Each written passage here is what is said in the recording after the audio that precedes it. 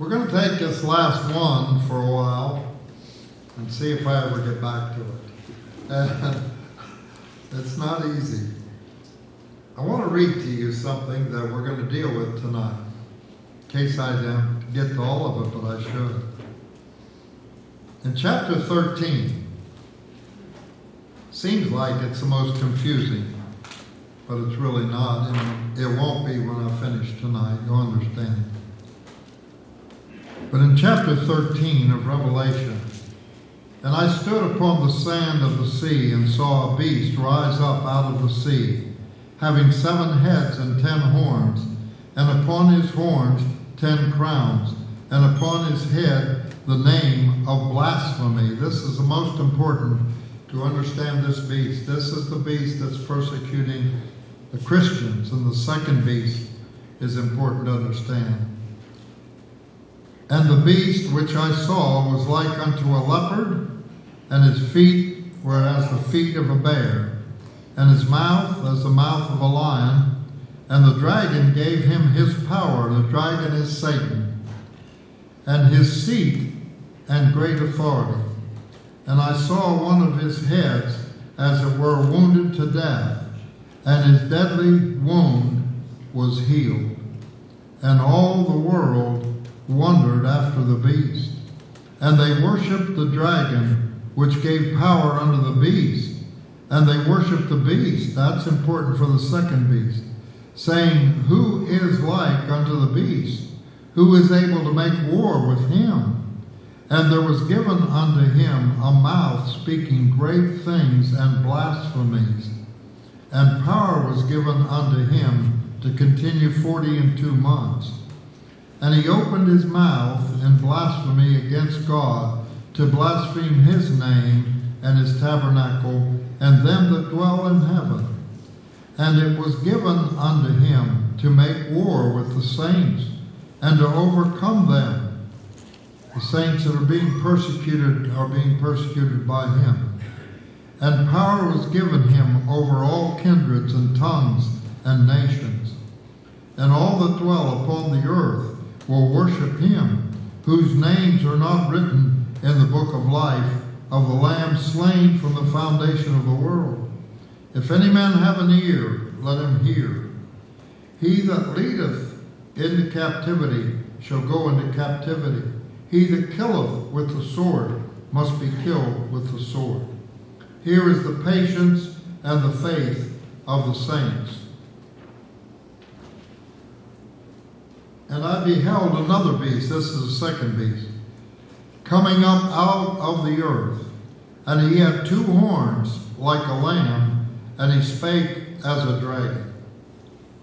And he exerciseth all the power of the first beast before him, and causeth the earth and them which dwell therein to worship the first beast, whose deadly wound was healed.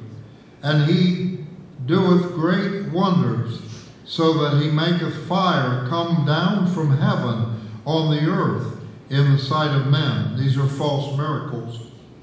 And he deceiveth them that dwell on the earth by the means of those miracles which he had power to do in the sight of the beast, saying to them that dwell on the earth, that they should make an image to the beast, which had the wound by the sword, and did live.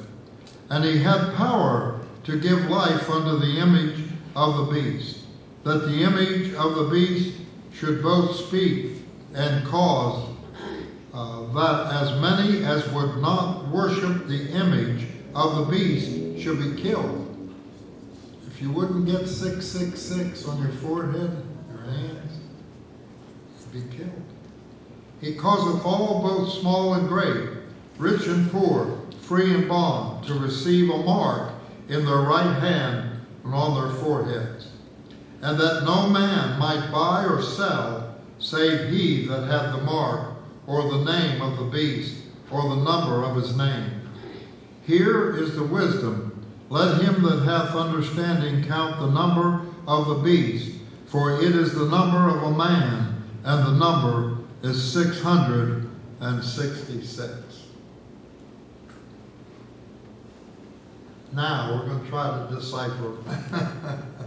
In Revelation 13:1, and I stood upon the sand of the sea, and saw a beast rise up out of the sea, having 7 heads and 10 horns, and upon horns 10 crowns, and upon his head the name of blasphemy. This is the third key that we're into. The first key was understanding apocalyptic language or figurative language, that it's not literal. The second key was understanding a great persecution. The third key is definitely the ones that are persecuting Christians. The first beast, Revelation 13:1, and I stood upon the sand of the sea and saw the beast rise up out of the sea, having 7 heads and 10 horns, and upon the horns 10 crowns, and upon a head name of blasphemy. Revelation 12 and 17. And the dragon, which is Satan, and always Satan, and sometimes it's called the red dragon, and that's because he's really a war against Christ and against the church. And the dragon was wroth with the woman, and went to make war with the remnant, this is the church, against the church, of her seed, which keep the commandments of God and having the testimony of Jesus Christ, coming against Christians and trying to destroy the church of Christ. The next verse says the red or scarlet beast comes out of the sea. The commentaries call him red, and I was looking up red and I couldn't find red. I looked at the verse, it's scarlet, but it's red. So the scarlet or the red beast. In the last verse of chapter 12, Satan goes to make war against those who keep God's commandments and who hold the testimony of Jesus. We would say the church or Christians. He was against the church. He was against Christians. The next verse, John sees the fierce red beast coming up out of the water. Scarlet is what's used in the King James. Satan brings up the beast to persecute the saints. He's been doing a good job, but now he's going to bring a powerful enemy of the cross of Christ. And you'll recognize that enemy after a while. Revelation 13:3. Revelation 17:3. So he carried me away in the spirit unto the wilderness, and I saw a woman sit upon scarlet-colored beast, full of names of blasphemy, having 7 heads and 10 horns. This is the red beast. In Revelation 13:7, and it was given unto him to make war with the saints, and to overcome them. And power was given him over all kindreds and tongues and nations. This is the first beast. This is the red beast, the scarlet beast. Satan is behind this. He's behind everything. And they're working for him. And they have no problem working for him because they hate the church. The first beast, identifying the first beast may be the most important identification in the book. And the reason is, if you're going to deal with the third key of persecution and who's persecuting these people, we have to find out who that red beast is, that scarlet beast, that first beast. The dragon is Satan, there's no doubt about that. And since the beast plays such a crucial role in the story, it is also very important that his identity be made known. And I happen to say that almost all of the commentaries I use agree with who the beast is. They may have different ways of getting there, but they agree. In Hebrews 13:1, and I stood upon the sand of the sea, and saw a beast rise up out of the sea, having 7 heads and 10 horns, and upon his horns the crowns, and upon his head the name of blasphemy. Now this is not literal, it's figurative, but it means something when you break it down.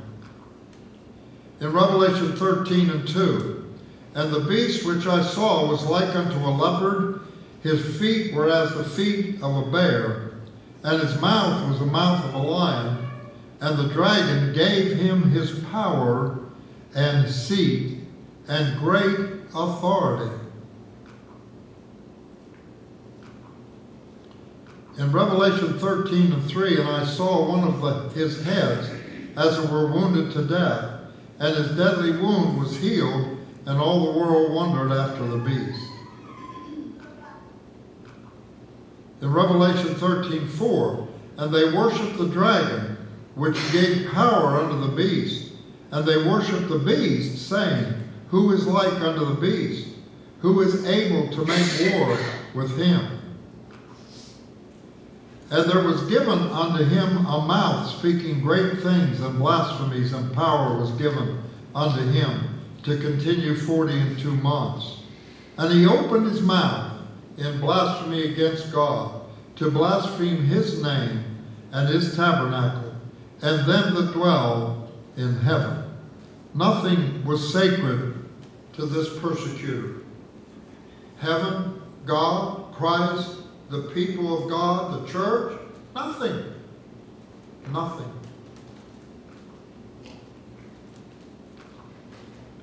And it was given unto him to make war with the saints and to overcome them.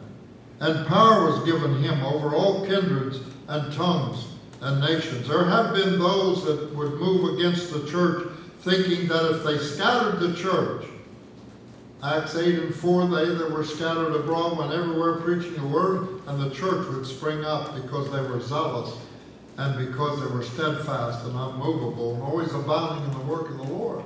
And Saul of Tarsus had a great play in that when he was trying to persecute the church. Well, this enemy thinks he can destroy the church, but he forgets that Daniel said, and other writers, it's a kingdom that will never be destroyed. You can't destroy the church. You can't stop the church. There'll be a church for Christ to take back to heaven in that final day.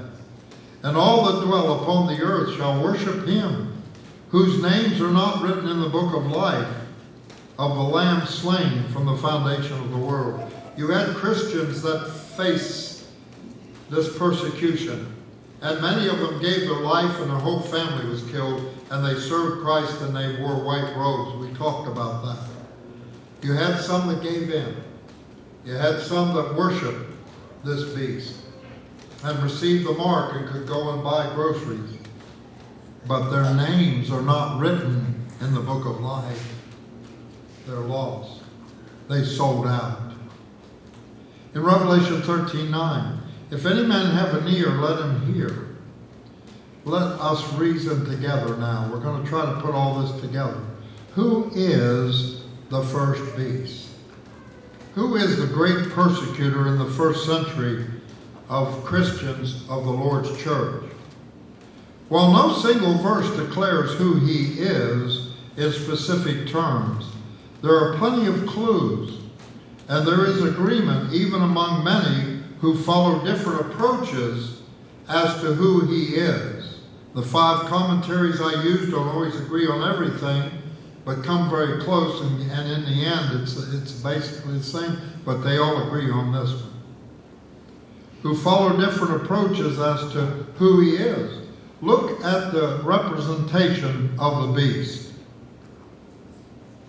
Let's study the clues and see if we can make a firm identification of the first beast. We have to get the second beast in.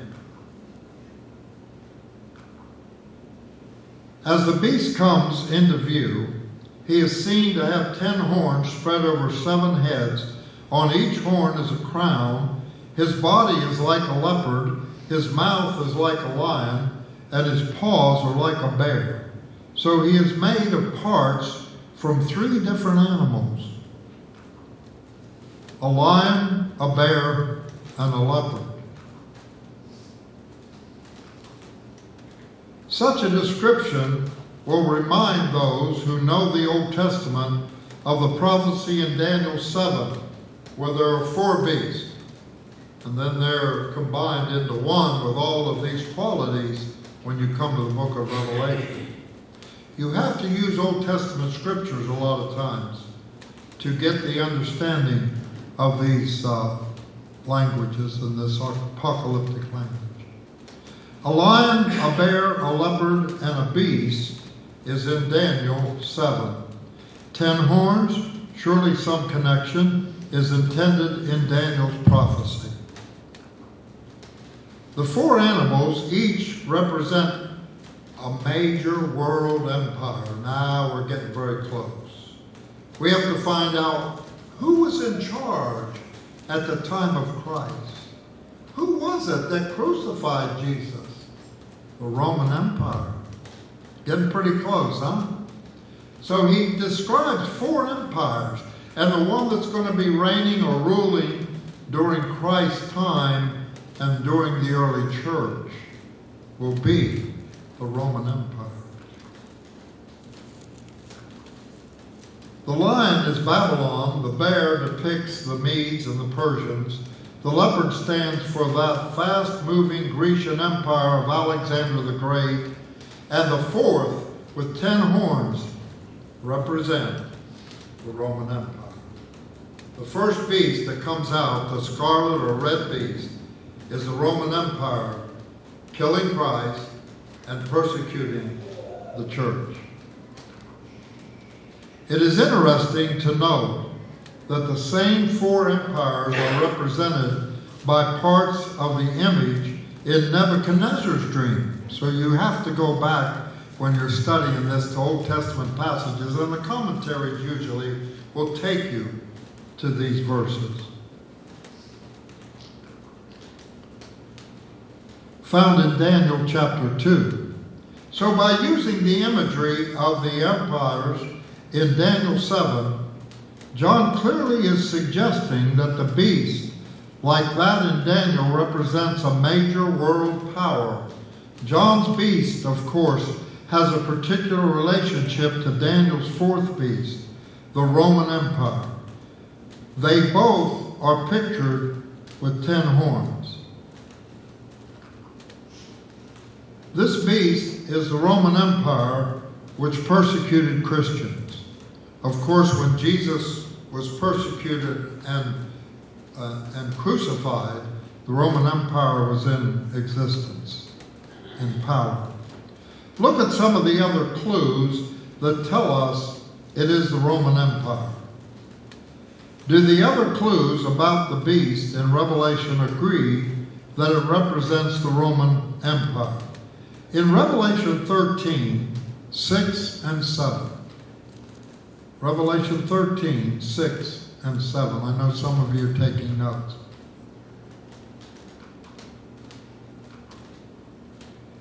And he opened his mouth in blasphemy against God to blaspheme his name and his tabernacle and them that dwell in heaven.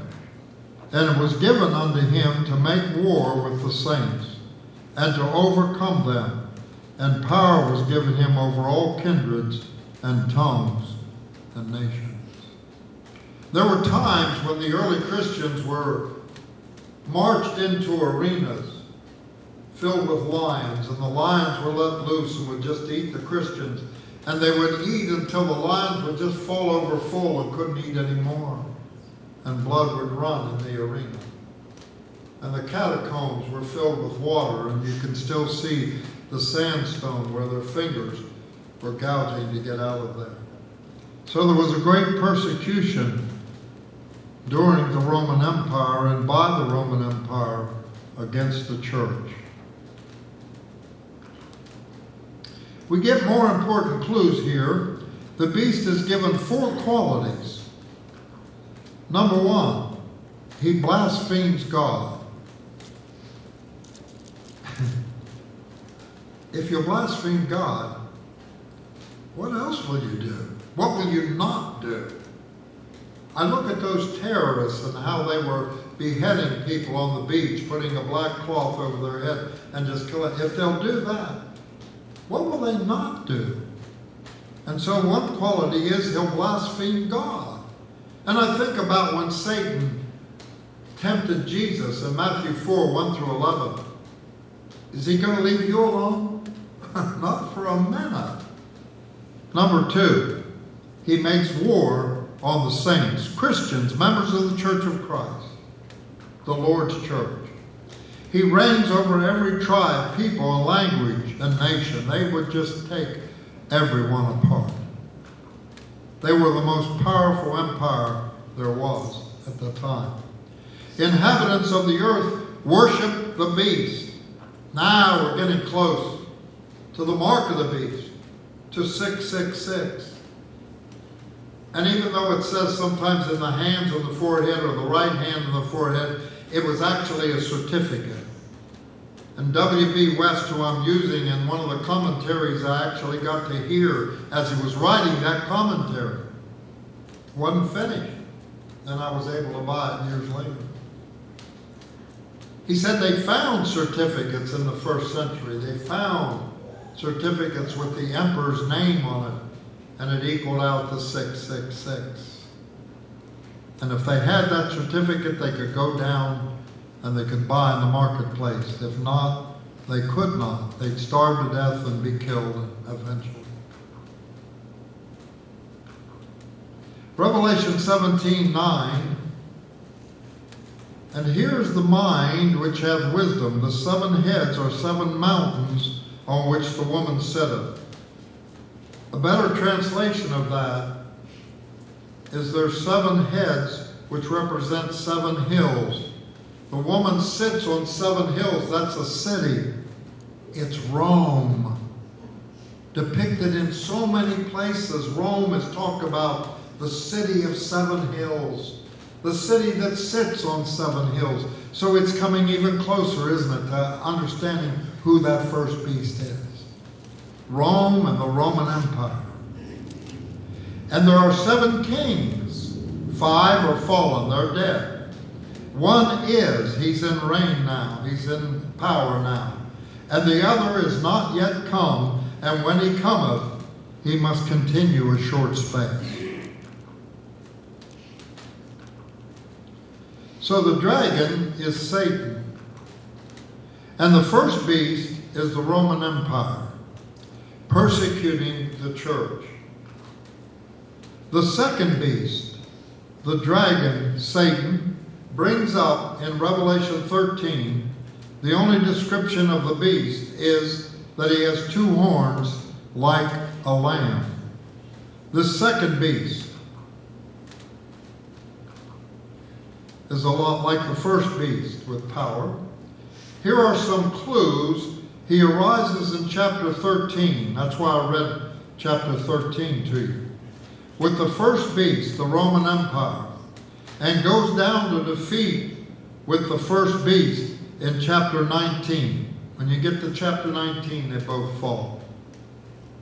Remember Jesus said, I'll take vengeance on them.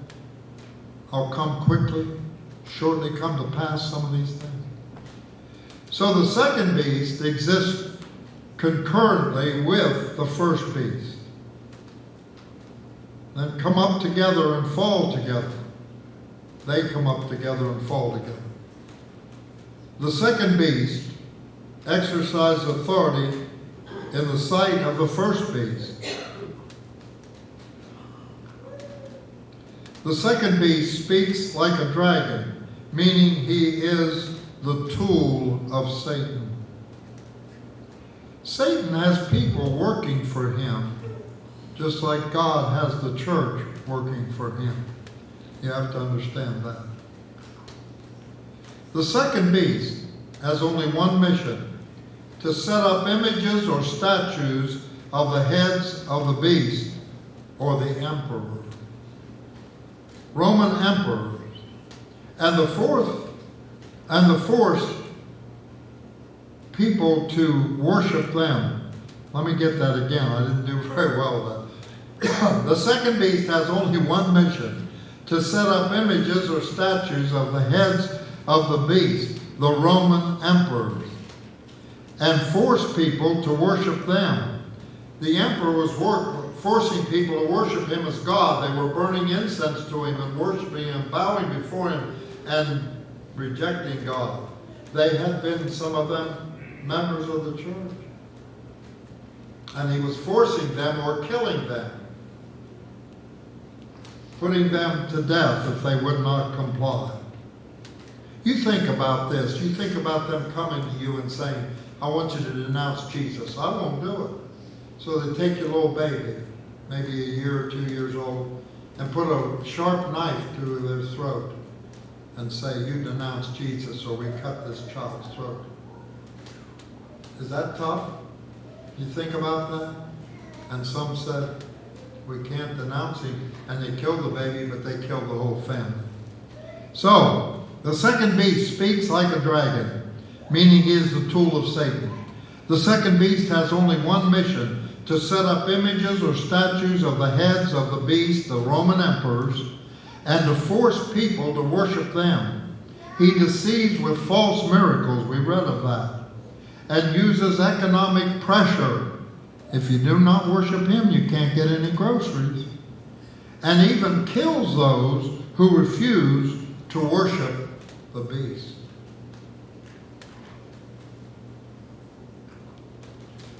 Early Christians could have identified this second beast, whose sole purpose is to force people to worship the emperors of the Roman Empire.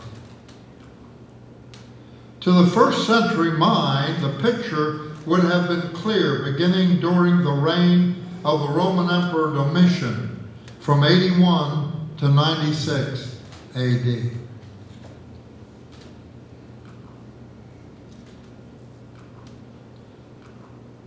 In 1315, and he had power to give life unto the image of the beast, that the image of the beast should both speak and cause that as many as would not worship the image of the beast, they should be killed. That's the Roman emperors. That's Rome. It's a Roman Empire. And he causeth all, both small and great, rich and poor, free and bond, to receive a mark in the right hand. Didn't matter who they were. You receive the mark and worship me, or you die.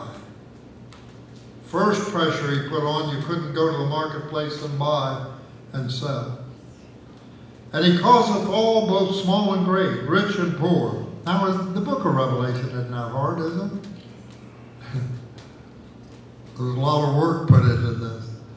And he causeth all, both small and great, rich and poor, free and bond, to receive a mark in their right hand and in their foreheads. And in 17, and no man might buy or sell, save he that had mark on the name of the beast or the number of his name. They would buy in the marketplace and even then barter and sell their goods and make their money. They couldn't do that unless they worshiped him. Here is wisdom. Let him that hath understanding count the number of the beast, for it is the number of a man. It's the emperor.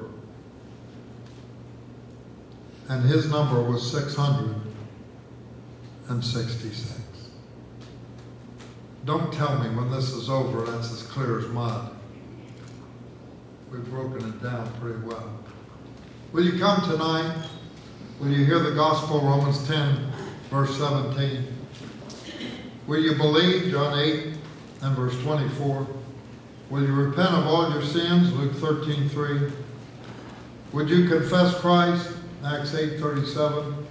And would you be baptized for the remission of your sins, Acts 2:38? And to be saved, Mark 16:16. Would you be faithful? In Revelation 2:10, we contact the blood of Christ when we're baptized, Acts 22:16. And would you come back? If you're an erring child of God, would you come back to the Lord? Tonight, as together we stand and sing, will you come?